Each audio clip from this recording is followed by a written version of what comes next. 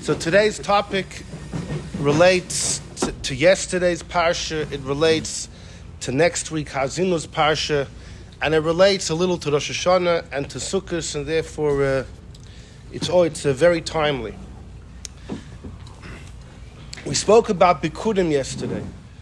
So if one takes a look in the works of the Rambam, he writes that there's a number of mitzvahs associated with Bikurim, particularly two positive mitzvahs. There's a mitzvah of Haflo'oh and Haflo'oh, which means to separate the Bikurim and to bring them to the Beis Hamikdash. And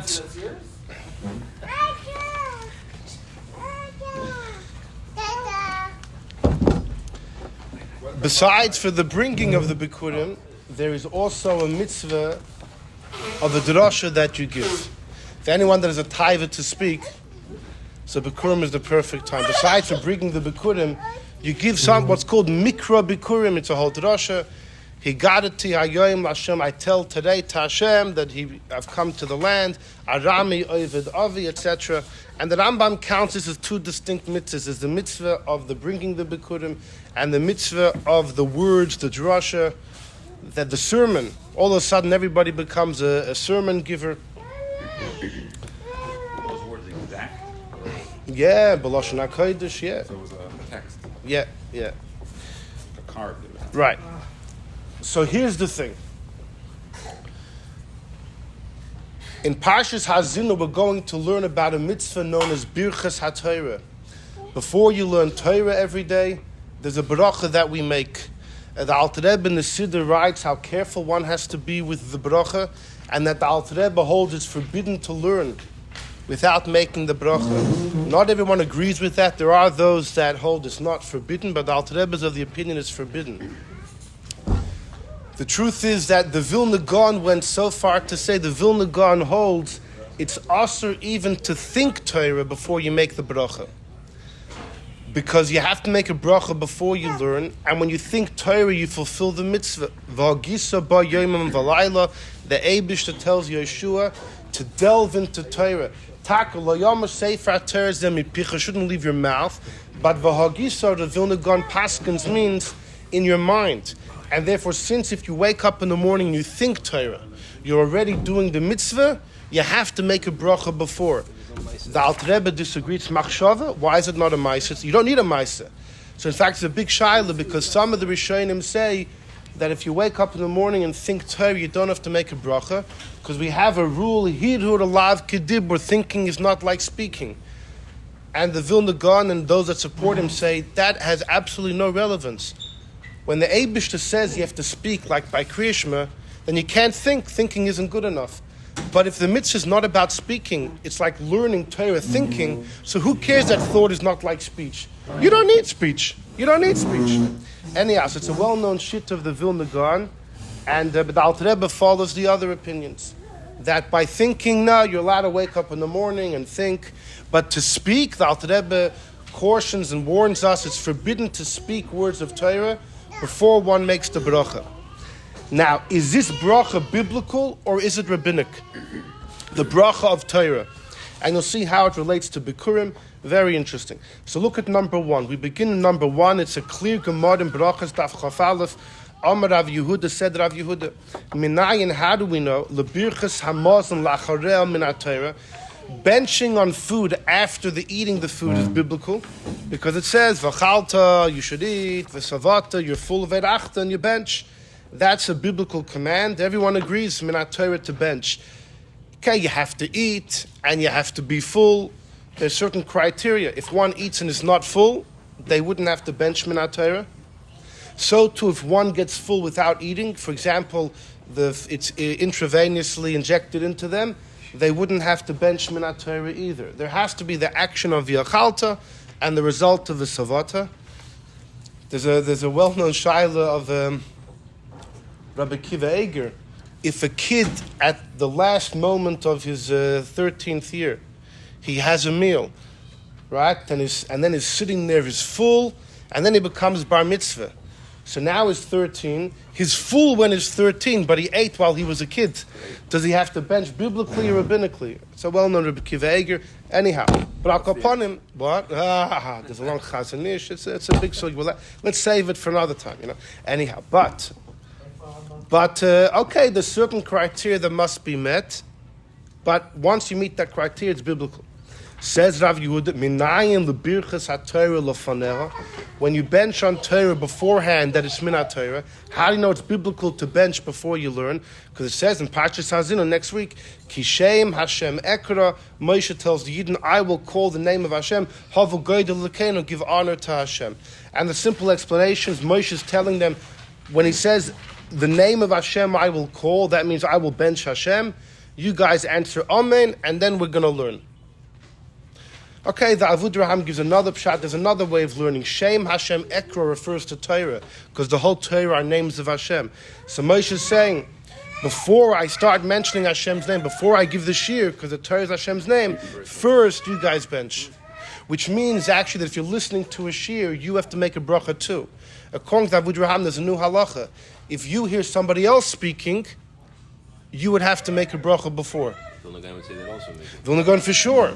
But even the Alter Rebbe, who says you have to speak, the shayla if someone else is speaking, right. Do I say Shemea Ka'onis, like you're speaking to the point that it's forbidden to do without making a bracha? Okay, but either way, it seems to be a black and white piece of Gemara that it's biblical to make a bracha before you learn.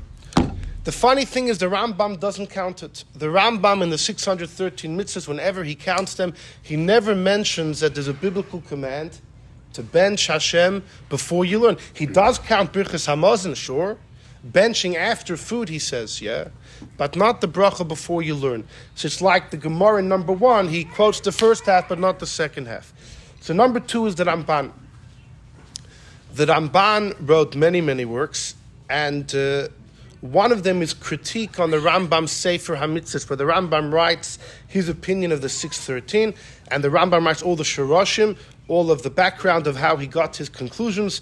So the Ramban has plenty what to say. And at the end of the Rambam's lists of the 248 positive commands, the Ramban writes his opinion of which mitzvahs the Rambam omitted.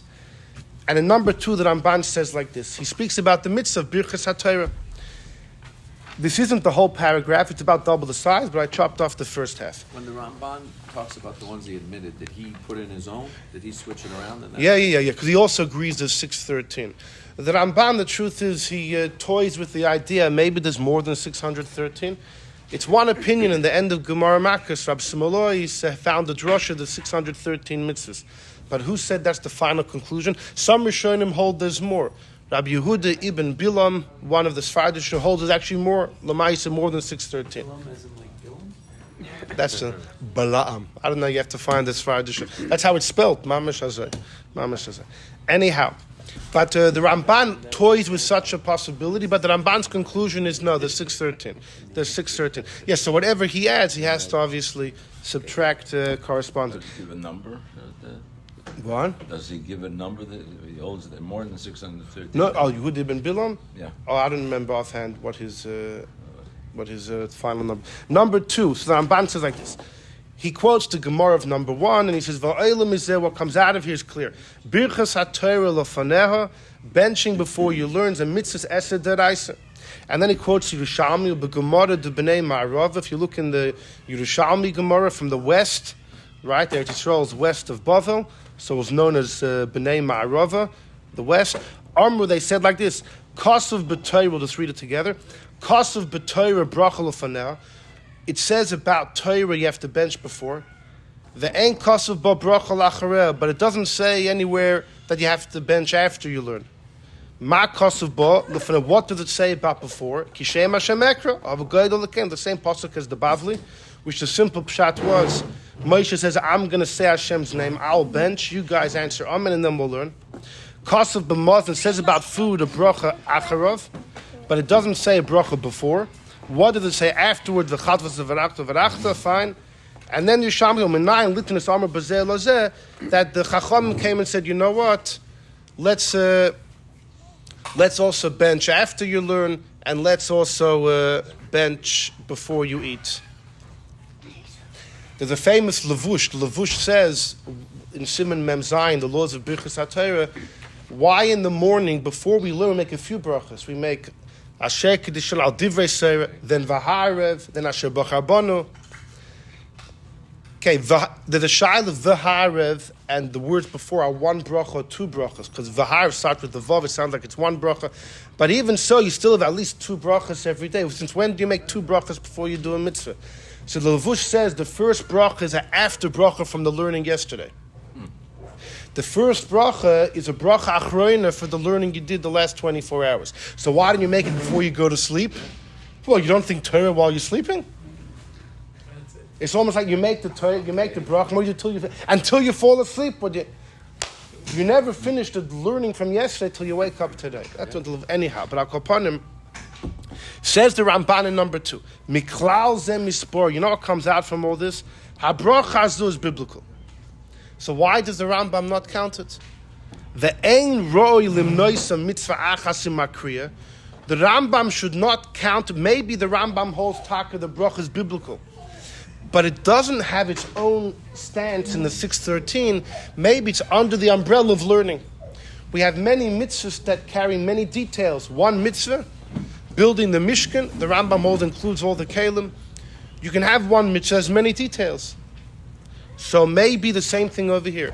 There's a mitzvah to learn that for sure the Rambam counts. Maybe part of that is the bracha. Says the Rambam, no. Just like Mikra Bikurim, Eino Nimna Achasim Hava Oson, the Rambam agrees by Bikurim there's two mitzvahs. One is the bringing of the Bikurim. The other is the words that you say. So by learning as well, there should be one mitzvah to learn and one mitzvah of the sermon. The sermon here being the bracha. And the Rambam agrees by Bikurim. We don't make one big challenge. No, we divide it. There's what you do, and there's the drasha that you give. And yet by learning, the Rambam doesn't mention, he doesn't count the bracha separately. The Rambam brings another example. Sipu Yetzias Mitzrayim Machilas HaPesach. There's one mitzvah to eat the korban Pesach. There's another mitzvah while you're eating the korban Pesach to tell your kids the story of leaving Mitzrayim. It's done at the same time, but the Rambam holds two different mitzvahs. Of course, it's a separate mitzvah. Haggadah is a separate mitzvah from korban Pesach. So why, when it comes to Birchas HaTorah, would the Rambam count it together? So what's the other option? Maybe the Rambam holds the bracha is only rabbinic. That would be the simple way to go. The simple way to go is the Rambam holds the bracha before you learn is only the Rabbanan. There are many that learn that either Gemara number 1, it's just an asmachta. The pasuk in Hazinu Kishem Hashem Ekra is not referring to Moshe making a bracha. It didn't mean that at all. The Chachomim wanted us to make a bracha, and they latched, they pended, they hanged, they were toilet. The mitzvah, they found the pasuk to link it to latch it to, known as Nasmachto. They found support, even though it's not the meaning of the pasuk. Why the Chachomim do such things? Okay, so the Sfarim speak about why the Chachomim do such things. They wanted that in order to be more serious in the eyes of the people, etc. There's a well-known Ritva. The Ritva says in Rosh Hashanah, the way an Asmachta works is really the Eibishter wanted a certain action to happen, but he didn't want to say it outright. He wanted to leave it up to the Yidden and the Chacham who represent us to pick up the hint. So the Ritva says whenever we find an Asmachta, the Eibishter did have it in mind, but it's not the literal meaning of the pasuk, and therefore it's not biblical. But either way, maybe the Rambam subscribes to that view. That would be the easiest way to go. However, the Mabit, Reb Moshe Trani, who lived in Tzfas in the 1500s, a close acquaintance of Rabbi Yosef Kara. They were actually on the Bezdin together, and the Mabit's buried in Tzfas. On his kever it says, Don Yodin, because he judged for 54 years. For 54 years he was a dayan. He lived a long life, and his famous son, the Maharit, was actually born while he was quite old. And the Mabit was big stuff. The Mabit wrote a sefer called Kiryas Sefer on the Rambam. A beautiful sefer. It's a geschmack to read, and it's really enlightens the eyes. And the Mabit, in this context, he says the Rambam agrees the bracha before you learn is biblical. Yes. Why is it not in the 613? It's part of the mitzvah of learning, just like the Ramban suggested. In other words, the Ramban already felt that maybe this is the Rambam's opinion, but the Ramban is a problem. Why is Bikurim different? Why by Pesach Mitzrayim is different? The Mabit says those are questions, but this is the Rambam's stance. It's Taka Doiraisa, but it doesn't get counted on its own. And we want to explain why. What about the Ramban's kasha from Bikurim? Why Taka is the bracha before you learn different than the Mikra Bikurim? Can't learn to make the bracha. Okay.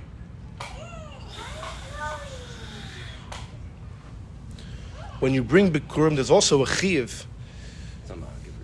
You're saying that now the prohibition is lav davka doiraisa. Even if the bracha is doiraisa, does that mean that it's also in Torah to learn without the bracha? Das weiß man nicht. You see, because the Alter Rebbe in the Siddur, who cautions us so much, in the Shulchan Aruch, he doesn't clearly write if it's doiraisa d'Rabbanan. It sounds like He could still do the mitzvah. it could be d'Rabbanan. You have to be so cautious. But I could argue, even if the bracha is min Torah, lav davka min Torah, it's forbidden. There are many poskim who say that it's min Torah, but it's a shevach. You're praising Hashem, and if you learn without it, you're not violating it. But it's incumbent upon you to praise the Eibishter. If you don't, so you do it. You're not necessarily being violating a mitzvah saseh by doing that. Anyhow, so this takes us to a fascinating discussion like this. So we know that before we do a mitzvah, we make a bracha. And the bracha has to be immediately prior to the mitzvah. You don't make a bracha, laniach tefillin, and then you take your tefillin out of the case. No, you put it on your hand, you're ready to tie it, you make the bracha, boom. You make the bracha and boom. By talus, we wrap ourselves with it, right? You make the bracha and boom. In order there shouldn't be any hefsek, you want to do it right before. Here's the shayla. You're sitting in the sukkah, first night of Sukkot. The mitzvah of sitting in the sukkah the first night begins at Seis HaKechavim. Just like by Pesach, it's B'layla, Hazeh, it's Laila.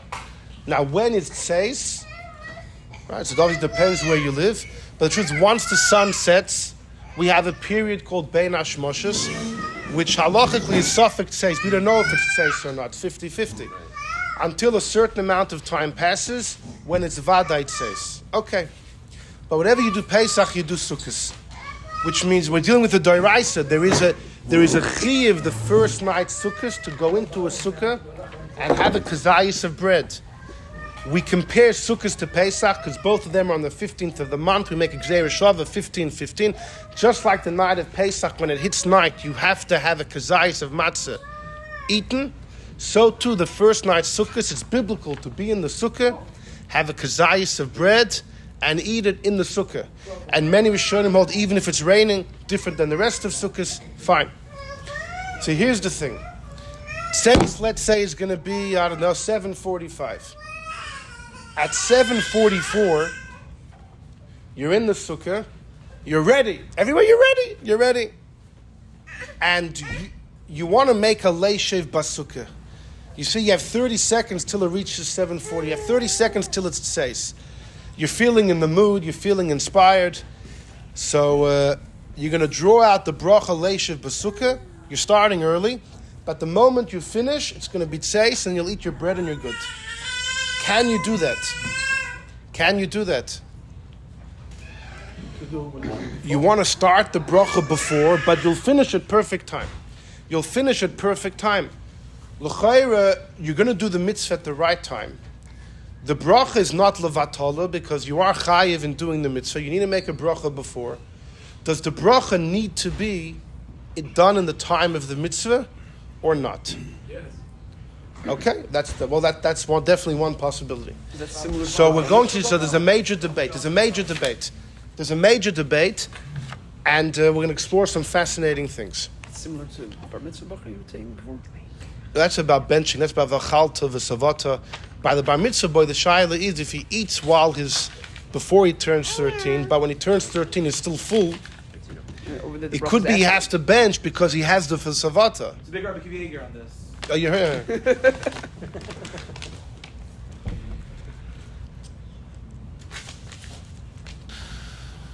So, here we go.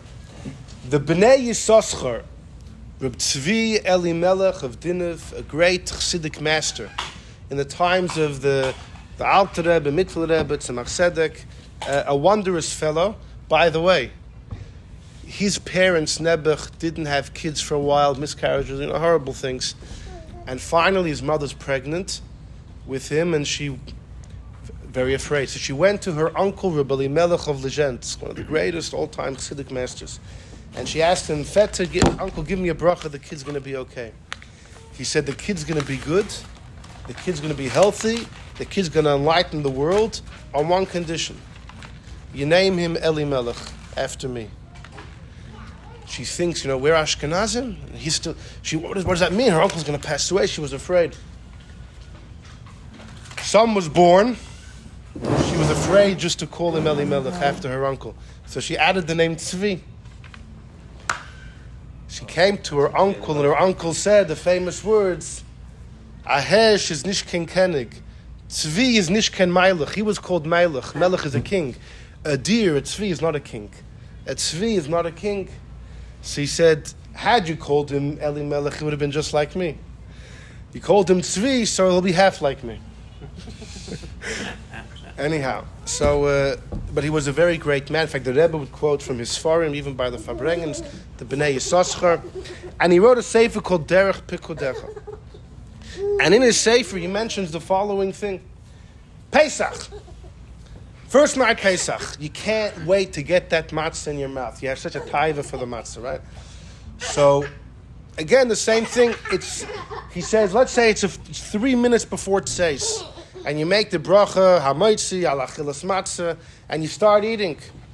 You started eating before the clock strike tzeis. You didn't realize it was an accident. You started a bit early. Then you find out that it's tzeis, it's only tzeis now. Okay, so you have another kazayas. So you end up eating the requisite amount in the right time.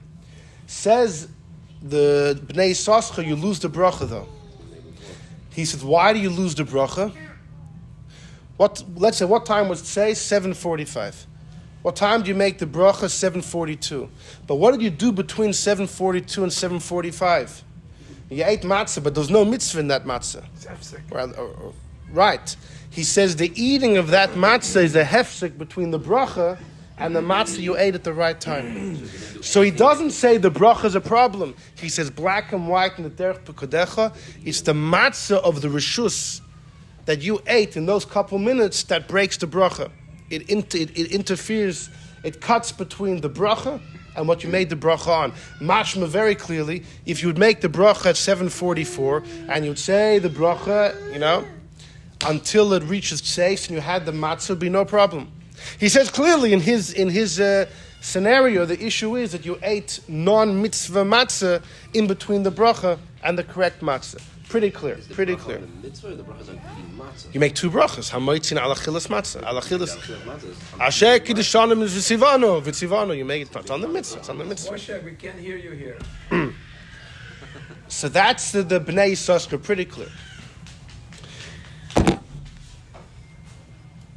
I mentioned that there's Reb Shlomo Eiger was Rabbi Kiva Eiger's great son. Reb Shlomo Eiger was a genius like his father. He was originally involved in business. Who is he married to? You mentioned something once about that, no? Yeah, there's stories of what happened to his business, why he had to leave. And he ended up becoming a Rav in Kalish and then Posen, where his father, and is buried in Posen, where his father is buried. Reb Shlomo was known as a big misnagid. Ironically, his son, Reb Leibel, became a Chassidic master. We had a whole shir about that, Lech Lecha time, about the bris, doing the bris later in the day. Reb Shlomo Eiger wrote very important footnotes to Shulchan Aruch called Gilyon Maharsha. He was known as the Marsh, not the famous Maharsha, it was a couple hundred years before, but he's also Moreina Rav Shlomo Eiger, Gilyon Maharsha. And in the laws of Kisui Hadam, so you're a shoichet, okay, let's face, you make a bracha on shchita and you're about to shecht many animals, fine. Let's say the first animal somebody else did the kisui of the dam, right? certain animals that you shecht, you have to, certain animals that you shecht, you have to cover the blood. Fine. And there's a bracha that you make, right? So by kaparis, we know that you ask the sheichet, because really the one who shechts should be the one to cover the blood. The misha shafach hu yichas, the one that shechts should cover the blood, but the sheichet is meichel, and he gives us by kaparis the opportunity to make the brach and cover the blood. Be'emes, one of the reasons you tip the sheichet is to buy that mitzvah from him. Anyhow, fine. So the shaila is like this. The sheichet is now shechting, let's say shechting a bird, let's say fine. And this is now he's going to do kisui hadam, right? This is going to be he's covering the blood. If he makes a bracha on covering the blood and then shechts the bird, he's about to shecht the blood. He's so excited about this. He's finally about to cover his own blood because the last 100 has been giving away. So he's about to make the bracha on the bracha of kisei adam. And he's so excited, he does it before he shechts the bird. Then he shechts the bird. It's all a matter of seconds. The blood comes out. He wants to cover the blood. Says Reb Shlomo Eiger, the bracha is no good.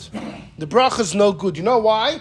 Because he said the words Hashem commanded us on covering the blood. There ain't no blood. He hasn't shechted it yet. He made the bracha before the zman of the mitzvah. Clear. Even though it's a matter of seconds, you can't say the word for tzivonu when there is currently no mitzvah. Before this man, or because the blood didn't exist yet? The idea is since the blood didn't exist, the mitzvah has not yet arrived. The mitzvah has not yet arrived. It existed. No, but the mitzvah, I would maybe say fakert. By matzah, until tseis comes, there is no mitzvah at all. Covering blood, the mitzvah exists. If you punkt would have shechted the bird earlier. On the other hand, you could say matzah is for sure going to come when the clock strikes 7:45. Here, if he doesn't shecht the bird, right, you can spin it both ways. You can spin it both ways. The difference of the matzah versus the covering of the blood. Azay zok Reb Shlomo Eiger. Not able to shech. In other words, the chicken runs away. Right, like the Barditsheva, they say he made the bracha once and he went into such a dveikus and he closed his eyes. When he opened his eyes, the animal had gone. The animal had gone. You know? But Reb Shlomo Eiger, although we're talking about a matter of seconds, right? Shech the bird, mamash seconds. But since at the moment he made the bracha, the mitzvah did not yet exist. So it's not because of a hefsek. No, it's not a hefsek. Not a hefsek. The Baal Haflo'oh, Reb Pinchas Baal Haflo'oh, who was a great Chassidic master, he was one of the most brilliant scholars in the times of the friend of the Alter Rebbe. He was older. He's about 15 years older than the Alter Rebbe. But he was by the Maggid of Mezrich. Reb Pinchas Horowitz was his name. He and his famous brother, Reb Shmelka of Nikolsburg, incredible scholars. And when they were famous before they came to Mizrich, when they came to Mizrich, was a big ruckus in the Misnagdisha community. That, the Chassidim caught 2 big fish. And then with the Maggid's brachas, they ended up moving westward. And Reb Pinchas went to Frankfurt, became the Rav in Frankfurt, the Main. And Reb Shmelka went to Nikolsburg. One of the guys that caused problems about the Rebbe. Reb Pinchas, there's a well-known story how he came to Frankfurt. Frankfurt needed Rabbanim, but almost everyone was blacklisted because of the get of Cleves. The Baal Haflo'oh, miraculously, wasn't blacklisted. Although at the time he was asked to get involved, but when he wrote the letters against the Frankfurt Bezdin's psak, the ink kept spilling. And therefore he never ended up sending his letter. And Ashkacha Pratis, he was later there accepted as, when he sent his resume, they did an investigation. What did he say about the get of Cleves? They found nothing. They let him come. And it's interesting because when he came to Frankfurt, the fact that he was a chassid was almost didn't play a role. The Chassam Sofer, who was one of his main students, writes in a famous letter, I never heard my teacher mention the Zohar. I never heard my teacher mention the Zohar. The Haflo'oh never mentioned the Zohar. We know the Haflo'oh, the davened Nusach Sfar. He davened the Chassidish Nusach. So how he pulled that off in his shul, which was the Ashkenazi Nusach, there's different theories. Some say he davened it, I don't know. However, but we know he davened Nusach Sfar. But mamish, the Chassidic, his Chassidic way of life was majorly, it was a secret, almost undetectable. For sure, learns that. Yeah, sure. No, so in his sefer, he has a sefer on Chumash called Ponim Yafis. apparently, and I'm not saying this comes from Reb Chaim Tzanzer, one of the great Chassidic Rebbes in the times of the Tzemach Tzedek. Reb Chaim Tzanzer said that in Ponim Yafas, Reb Pinchas quoted from the Magid, I don't know extensively, but the Magid was definitely mentioned numerous times in Ponim Yafas. You open today, you won't find it at all. It's because those that printed it removed any trace of Chassidus from the Sefer. Really? Apparently, I didn't see this yet, but Democrat. Ken. Apparently, the funny thing is that our Margolis guy that was actually involved in the printing. So, but I don't know. I don't know if he was. No, it could be he just involved in the printing, but it was the person that arranged the copies. Man, he's on board with that. That's it. Back at the matzah. Oh, so back to the Baal Haflo'oh. So I'll tell you, the Baal Haflo'oh was actually very close with the Alter Rebbe earlier on. When the Alter Rebbe started writing his Shulchan Aruch, he would show it all to the Pinchas and his brother, the Shmelke. The Alter Rebbe wrote a letter to him after the Yutis Kislev saga, after Alter Rebbe was freed from jail. The Alter Rebbe wrote letters to a few of his comrades, to the Barditcheva, to the Baruch of Mezhebush, and also to the Baal Haflo'oh. We have the letter, beautiful letter. And the Alter Rebbe tells him that when we were in Mizrich, you used to bench me every Shabbos. I'm asking you to bench me again. A beautiful thing. Although there is a mention in the Sikha of the Frierdiker Rebbe that the Alter Rebbe had some run-ins with the Baal Haflo'oh, but either way, it's not important for now. The point is the Baal Haflo'oh, in his Sefer Ponim Yafas, Parshas Achrei Mos, where it speaks about covering blood, he says the same story as the Shlomo Eiger. The guy, he shechts the bird. He makes the bracha to cover the blood out of excitement, then he shechts the bird. Even though it's just a matter of seconds, the bracha is out. You know why? Because the shchita is mafsik. The shchita is hefsik. You make a bracha on covering the blood, and then you're busy doing a somewhat non-related act. Not related enough. Not related enough, and therefore it's a hefsik. Reb Shlomo Eiger says the issue is you can't say v'tzivano, there's no mitzvah. The Baal Haflo'oh says that's not the problem. The problem is the shchita is a hefsik. Which would almost mean perhaps they may debate if it's not the shochet covering the blood, it's somebody else. If it's somebody else, let's say you're so excited in kaparis and you make the bracha before the shochet shechts.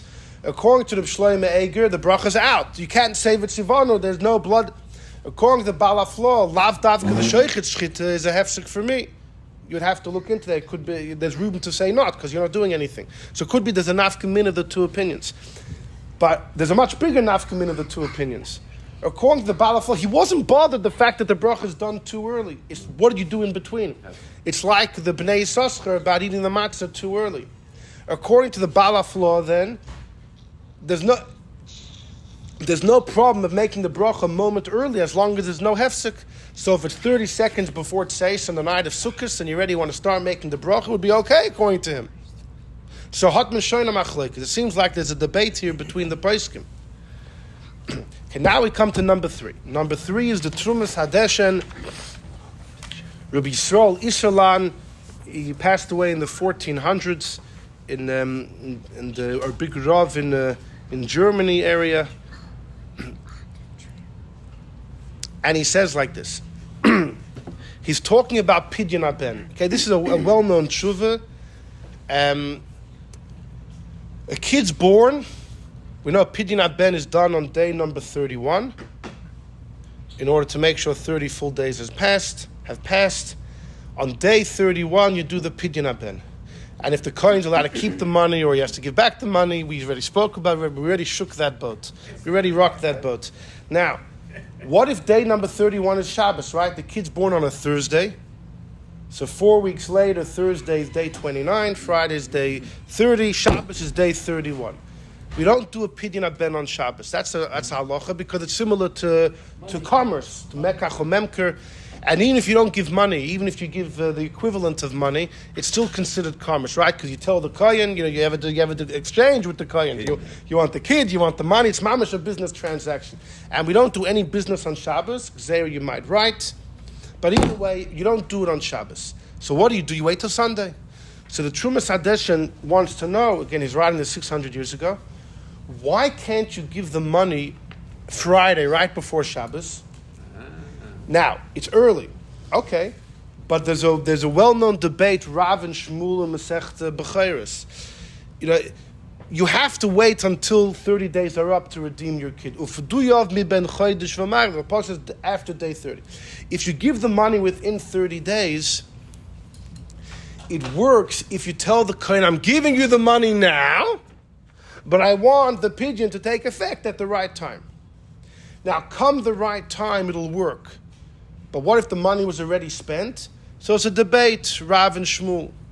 Rav holds either way it's good. Shmuel says no, the money has to be extant. Okay? Wait a minute, you mean spent by the Kohen? Yes. What do you think he does with the money? He needs it. He uses it. But if the money is extant, everyone agrees that you can give the money early in order that it should take effect at the right time. Okay. They can put it in a Even trust, if it's no? Shabbos? Yeah, what? Yeah. So give it right before Shabbos in order... So you can't spend it. Give it right before Shabbos. No, the point is because you can't give it on Shabbos. Give it on Friday in order that it should take effect on Shabbos. Like, why can't we do that? And why wait till Sunday, which is postponing a mitzvah? Get it done in the right time. We always like to, you do a mitzvah, you do it right. You do it all the way. Give it early. So the Trumas Hadeshen is a whole letter explaining why you can't do that. And it's very interesting. His main issue is when you're going to have the meal. It's the funniest thing. His main issue is there needs to be a Suda, and the Suda is so important when you're going to do it. He said if you give it Friday for it to take effect on Shabbos, you can't make the meal on Friday. Nothing's happened. Right? The mitzvah hasn't, it's too early. Make the Suda on Shabbos, you're not doing anything. No one's going to know what the Suda is for. So since the Suda is not going to work, you got to wait till Sunday. That's one problem. But what? No, you're giving the money on Friday. You're not make No, but that's not doing anything. No, that should be okay. In fact, every year on Hey Tavis, if it ever falls out on Shabbos, we have this dilemma. Because you want to buy Saram on Hey Tavis, right? So if you pay for it on Friday in order for it to be Chal on Shabbos, anyhow. But the Trumas Hadeshen says one issue is the meal, but he says the other issue is the bracha. The bracha. When you give the money Friday afternoon, how could you make the bracha? There's no mitzvah right now. There's no mitzvah right now. It's too early. It's too early. Look what he says in number 3. V'kivan dekaim alon k'shmuel. There's a big debate who we hold like Rav or Shmuel. If the money was spent by the kohen, Rav said it's okay. Shmuel says no. If you give it early and then when the time comes, the money is no longer extant, it doesn't work. Now, who do we paskin like? So there's major opinions on both sides. But said the Trumas Hadeshen, he believes we paskin like Shmuel. In Cain, if you give the money on Friday, you don't even know if come Shabbos it'll work, because maybe the last second before Shabbos the guy's going to lose the money or spend the money, right? There's a casino behind him. Who knows where the Kain's going? Kain's not going to go there. But who knows? Maybe the money will disappear. Maybe it's a note and the kid's going to tear. He has a baby. He's going to tear it up. In other words, according to Shmuel, that if you give it early, in order for it to work, when the time comes, the money's extant. You never know until the time comes. Till then, there's always the possibility the money will disappear. The children, the kinderlach, the babies. The kohen lives off this stuff. Okay? You expect the kohen not to spend it? This is what he lives off. Thieves might come and take it. It's the Bechor who thinks the money's really his. The Bechor is going to come through the window and take the girl. And in Cain, Akati Eine Padi says you're not redeemed. The Shema Yisach, you don't know what it's going to be. According to Shmuel, until the time comes and the money's there, you don't know. It's always a Shiloh. So how could you make a Suda on Friday, Lefarsim HaMitzvah? If you make the Suda on Friday, you don't even know if the money you gave is even going to affect the Pidyon. But you can't make a meal on Friday. Maybe you'll make the meal on Shabbos when Kvar Podihu im Loy Nesach. So okay, you'll wait till Friday. You'll wait till Shabbos. You'll walk to the Kohen's house. If you see the money's there, then okay, big Kiddush today. He says, no. Who tells you as Iker Prisuma Kai Gavna? No one's going to know why you're making a meal because nothing's happening, because they don't see the pidyon b'shas the meal. So the meal is a big thing. You see from here, the sud of the pidyon aben is critical, that you're going to play with the mitzvah. You're going to push off the mitzvah just a day. It's not like by bris, you push it off a little bit later. You're pushing it off another day. There's a major discussion in the poskim by Pidyon Aben if pushing it off a day is like Mitzvahs Milah pushing it off a day. Is it as serious or not? And there's a big discussion about it. But Al Kapanim, the Sur, he says further, Hey ach yasim ha-brachas, what are you going to do with the bracha? Birchas Pidyon Ben, you make a Shechianu. How are you going to make the bracha on Friday? Im Yevarach be'erev Shabbos, when you give the money, Akati ein b'noi podu l'deshmul. According to Shmuel, you don't even know if the kid is eventually will be redeemed because you don't know if the guy's going to still have the money. How can you make a bracha? Even according to Rav though, once you give the money, it's inevitable, right? I don't care if the kohen spends, it's for sure going to happen. He says, yeah, it's going to happen, but still in the future. Akati, you're not chayiv to redeem him. How could you say v'tzivonu? How could you make the bracha v'tzivonu when you're not chayiv yet? He said the plukt of Rav and Shmuel is only after the fact, if he's redeemed or not. But they both agree that until the time comes, you haven't fulfilled the mitzvah. Rav holds it's inevitable. Okay, but you have to wait till it happens. And then he says, well, b'Shabbos, now maybe make a bracha on Shabbos. No, ein roy levarach. You're not doing anything on Shabbos. It's only memela that the son is redeemed when Shabbos enters, as long as the money is still extant, according to Shmuel. Fine. So what's the Trumas Hadeshin saying? Why can't you make the bracha on Friday? How could you say v'tzivanu? There's no mitzvah yet. Now, I would have said, yeah, because on Friday, when you make the bracha and you give the money, the action of the giving the money itself is not a mitzvah. So the bracha is no good because the action you're doing is nishkin mitzvah. But if you're making a bracha 30 seconds before Tzeisek Kechavim, when as soon as you finish the bracha, the action will be a mitzvah, it would be different. That's what I would have said this is irrelevant. This is talking about when the action you're doing after the bracha is still too early. You're saying that you should do this whole transaction. No. What I'm saying is from what you see from the Trumas Hadeshin is that making the bracha right before Shabbos is no good. But maybe the reason is because when you follow the bracha with the giving is still too early. So you can't say v'tzivonu when the act you're going to do is still not a mitzvah. But if the act you're doing is a full-fledged mitzvah, like 30 seconds before nightfall, you make a bracha on eating matzah, and the moment you finish the bracha, it is the zman tit matzah, I would say is different. That's what I would say until I came to the Alter Rebbe, number 4. This is a Kuntras Achron and Hilchas Pesach. And the Alter Rebbe mamash blows us away. Somebody didn't make a bracha by bir chametz. You didn't make a bracha. You forgot. You only remember after you checked your whole house. All right, what do you do? So the shaila is maybe the next morning you can make the bracha al bir chametz when you burn the chametz. So the Alter Rebbe says like this: Min ha-Torah, you have to burn the chametz chatzos, the beginning of the 7th hour. Okay, the Chachamim brought it an hour earlier, the beginning of the 6th hour. We do it though at the end of the 5th. It's the minig because we want to make sure we do it before the zman even begins. So says Alter Rebbe that Avoluminogenu, number 4, according to our custom, that we burn in the end of the 5th hour, like you see later on. Eich Yevarech al Bir, the guy that forgot to bench the night before, how could he bench in the morning? When he's burning the chametz, he's not doing a mitzvah. It's too early. Kivon she'einu mitzuva adayin levair. You're benching because of a custom. It's not the obligated time. Min Torah, it's from the beginning of the 7th hour, right after Chatzos, 12:01, let's say. Chachamim bring it an hour earlier, 11:01. We're doing it at 10:45, the end of the 5th hour. He says you're not doing a mitzvah. It's like you're benching in the middle of the year. It's too early. Then he continued. What? Middle of the day. Middle of the year. It's like a random day. And he says the Rosh writes it clearly. But he says like this. Now the Rosh, he said, Eldad to throw this in. The Rosh holds Mishigia Sheva Oivel Bayra Bayimatzim and Torah. The Rosh holds that the loisase of not owning chametz begins on Erev Pesach, middle of the day, and it goes for 7.5 days. We're not so strict. We hold that the halacha holds that the Bal Yirah Bayimatzim not only begins at night. What begins by day is the positive command of tashbiso, of destroying. The Rosh, though, is much more strict. The Rosh holds Bal Yirah, Bal Yimatzah biblically starts from the middle of the day. Umishigi Asheish, and an hour earlier, it's over by Midrabanon. So according to the Rosh, you really have to do it at the end of the 5th. Because if you wait to the beginning of the 6th, you're already violating a biblical prohibition of Bal Yirah. Im kain min adin, logically you should burn at the end of the 5th. You have to. In order, you shouldn't transgress owning it when the 6th begins. And even though the rush is so severe, nevertheless he says don't bench on it. For sure, according to us, v'chol shekain l'didan, that we hold you're not over by Yirah till nighttime. What there is by day is only the positive command of Tashbisu, which begins in the beginning of the 7th.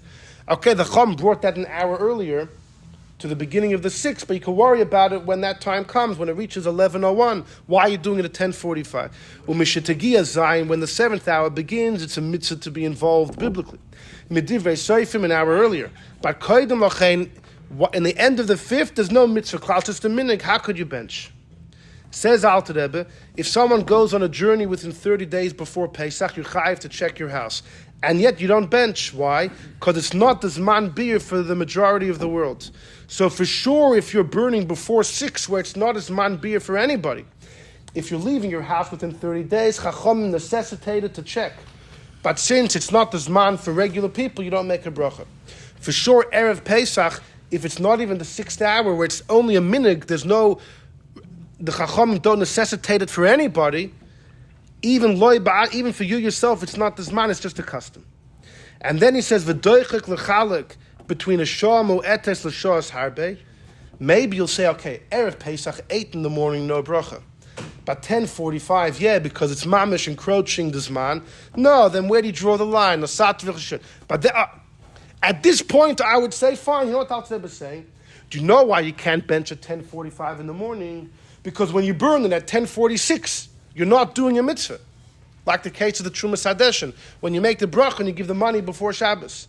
But here comes the Alter Rebbe, throws in a whopper, v'oid, in addition, kol shi'urei chacham kachu. The Chomim always made the following measurement. Berega shekoidem zman habracha, even a moment before the time of benching, im mevarich, if you make a bracha, slavatala, kivan sha'adayin lo yigi zman ha-mitzvah, if the time of the mitzvah hasn't come, you can't make vitzivonu. It could be he got it from the Trumas Hadeshin in number 3. But I'll say, wait a second. Maybe the Trumas Hadeshin is saying you can't make a bracha Friday afternoon because the action you follow the bracha with is not a mitzvah. But here the Alter Rebbe seems to be extrapolating that b'chlal, you could never make a bracha before the zman of the mitzvah begins. That's what he says. Now, he didn't have to say that to reach his conclusion. The Alter Rebbe's conclusion of not benching at 10:45 in the morning makes sense because when you burn it 30 seconds after your bracha, you're still not doing a mitzvah. You can't say vitzivanu. But the Alter Rebbe at the end seems to extrapolate. He makes the klal much bigger. He says very clear. If the Zman HaMitzvah has not come, you can't make Vitzivonu. Even if the moment you finish the mitzvah, the Zman will come, like the cases we began our shir with. So Alter Rebbe's stance on it is pretty clear. Charles, where did he get it from? It seems like this idea of Vitzivonu might come from the Trumas Hadeshin in number 3, but it could be the Trumas Hadeshin was only bothered. You can't say Vitzivonu if the action that you're going to do is not a mitzvah. The Alter Rebbe apparently understood that's not what the Trumas Hadeshin meant. Okay. So you see, it's a debate. Okay, you have the Alter Rebbe going with Reb Shlomo Eiger. On the other side, we saw you have Reb Pinchas Bal Haflo'oh, and you have the Bnei Yissaschar. I will tell you just about Sukkot. There's a clear mocker in the Bikurei Yaakov. Reb Yankov Ettlinger. He was a great scholar in Germany. He had a big yeshiva, which actually learned Limudei Chol and everything.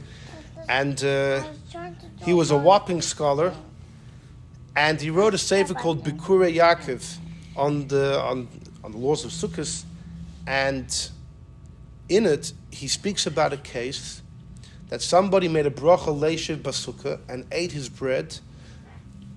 Mistakenly, it was too early. Then he looks at the clock, he realizes a bit early, and he says that if the bracha and the eating was done before tzeis, it's all out. The bracha has to be done by tzeis. It's pretty clear that he holds even the bracha has to be done by tzeis itself. Anyhow, that's one of the rayas people quote. That means he would also be on the camp of the Alter Rebbe and Shlomo Eiger itself. What does this debate boil down to? So I'm going to tell you it could boil down to one of two different things. One of them is a shayla that Rabbi Yosef Engel has in number 5. Rabbi Yosef Engel, the great, incredibly brilliant scholar, And if Rabbi Tadabon was here, we would mention that his father used to stroll in Vienna as a bacher. Rabbi Yosef Engel passed away in 1920, in the times of the Rebbe Rashab, and he wrote incredible Sfarim. And in number 5, he writes like this: Sofik, but I have a question.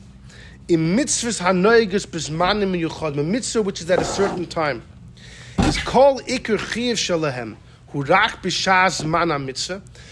Sukkos on sukkos. Are you only chayiv to eat in a sukkah on sukkos? In other words, once sukkos comes, a chiv begins. Once sukkos comes, there's a mitzvah to shake lulav and esrog. Once Rosh Hashanah comes, there's a chiv to hear shofar. Or maybe not. Maybe your entire life you have a chiv on your head that when Rosh Hashanah comes, you have to blow shofar. How do you look at it? Does the chiv only begin when the time of fulfillment arrives? Or the chiv is a whole year? The time of fulfillment will come when it comes. So he says like this: a mitzvah which is noig at certain times is called ikr chiv shalahem rak b'shas mana mitzvah. Is the time of fulfillment the only time you're obligated? Al derech mach mitzvah sukkah v'lulav. The chiv is chal on the person only on sukkahs. V'koidim, we're number 5, the 4th line. And before then, ein olav inyan chiv at all. Or maybe not.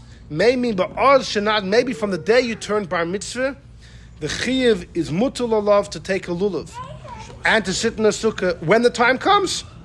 The ein shum chiluk between before the zman or during the zman, except for the fact that you're able to fulfill it. The kiyum b'payil. Hakim, the fulfillment is rak b'seich hazman. But the obligation could be consistent. And he says, many differences. One of them is, could you wake up on Rosh Hashanah and say, Eibishter, I don't have a shofar. Right. I don't have a shofar. Prepare for mitzvahs. Right, biblically, you have to prepare for mitzvahs before. Rabbi Yosef Engel goes on to bring many rice in both directions. You know, like are you allowed to do something before Shabbos, which will inevitably lead you to have to break Shabbos to save yourself? Are you allowed to, going to war close to Shabbos or going on a ship before Shabbos? If Shabbos hasn't started yet, I'm doing what I'm doing. When Shabbos comes, I'll be in a sakana, I'll save myself. Or do we say that already now you're obligated to keep Shabbos and therefore you need to forewarn that you shouldn't come to such a circumstance? And there's many other nafkaminas. Yeah. And then, now wait a second. So how would you ever have a mitzvah which is bound by time? If you take the second side of the coin, the chiv is consistent, how could you have a mitzvah bound? So he says, or mepa'as hakim, since you can only fulfill it at certain times, it's called mitzvahs manius, it's bound by time. Mitzvah bound because einam daim, because they're different to other mitzvahs, so you can always fulfill. Aval inyan achiv, it could be the obligation. It could be, maybe there's no difference before the zman, within the time, fine. That's Rabbi Yosef Engel's shaila, and the Rebbe addresses his shaila as well in some sichos. So what I would tell you off the bat is very simple. If you take the second side, that the moment you're bar mitzvah, you are always chayiv, that comes sukkah, you sit in the sukkahs. You are chayiv now, that within 2 weeks, you're going to be listening to a shofar in Rosh Hashanah. So then, a second before Tzeisik Achavim, you can make a bracha. Asher Kiddusham's a Vitzivonu, because I am commanded. Because the Chiv is kind. Now, to make a bracha 6 hours before, it's not going to work. It's too early, you're going to be mafsik. But if it's a second before, what's the problem with the word Vitzivonu? What's the Alter Rebbe and the problem with the word Vitzivonu? There is a Chiv. But if you take the first side of Yosef Engel's Chakira, that the Chiv only begins when the time of fulfillment begins, then a second before it says, you don't have a Chiv, you can't say Vitzivonu. It'll be very interesting to say that depends on this Chakira of Yosef Engel. But it could be it depends on a different Shaila, which is, Bechlal, the inyan of a bracha. What is the purpose of a bracha? There's 2 ways of explaining. One way is, the Chachamim added something to each mitzvah. The mitzvah, a biblical mitzvah, is an action. The Chachamim, they expanded the mitzvah. They added a tail to the mitzvah. Make a bracha as well. In order that you don't just do a ma'aseh, you should have speech as well. Or even if the mitzvah is speech, Sfiras Eimer. The Chachamim, they added a bracha. It's an extension of the mitzvah. Another option is no. It's about the person. It's about the person preparing themselves for the mitzvah. It's nothing to do with the mitzvah. It's a din on the gavra. Yeah, Make it intentional. good. Yeah, exactly. It's to prepare the person for the mitzvah. I'll bring a riot to both ways. Number 6 is a famous ritva in Psachim. The Gemara there has a long discussion about when you make a bracha le or al. We once discussed in one of the shiurim. So many mitzvahs, and many of them have debates. Al achilas matzah, the Ramban and the Ran hold is lechol matzah. That there ends up being many machlokes and amongst the poskim. The Ritva, though, in that whole discussion, he says the following: why b'chlal you make a mitzvah? Why you make a bracha? The tam zeh she'amru Chazal. What's the reason that the rabbi said levarech ala mitzvahs, to make a bracha over l'syasim before you fulfill them? Kedei sheyiskadish tchila bebracha. The person should be sanctified through the bracha. V'yegala, he should make known the idea. Shehu oisa, I'm doing it by mitzvah shemisparach. It's like you said, to be intentional. When you make a bracha, Hashem commanded me, it's in order that you do the bracha knowing it's a mitzvah. If someone you do the mitzvah knowing it's a mitzvah. If someone does a mitzvah without realizing they're doing a mitzvah, without any kavanah, there's a major debate in Gemara if you're Yaitse. It's a debate in the Poskim as well. The Alter Rebbe follows the opinion that it's a biblical necessitation. If you don't have in mind that you're doing the mitzvah, the action doesn't count biblically. So therefore the Chacham said, we have a good piece of advice. Make a bracha before.